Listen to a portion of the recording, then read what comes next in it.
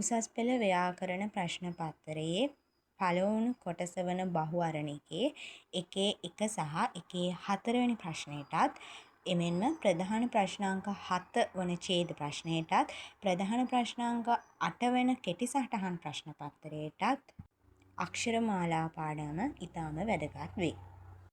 මෙම වීඩියෝවේ සඳහන් වන්නේ එකින් එක අක්ෂර අයත් වන කාණ්ඩයි. එනම් අයන්න උදාහරණ ලෙස අයන්න අකුර ගත් විට එය ස්වරයක් වෙනවා, රස්ව ස්වරයක් වෙනවා, නම්‍ය ස්වරයක් වෙනවා, ඒකජ ස්වරයක්, ഘോഷ ස්වරයක්, ඒ වගේම කණ්ඨජ අක්ෂරයක්, ඒ වගේම කණ්ඨතාලුජ අක්ෂරය. එමෙන්ම මේ සියලුම අකුරු 60ටම එකින් එකට ඒවා අදාළ වන විදිහට මම බෙදා වෙන් කර ඇත.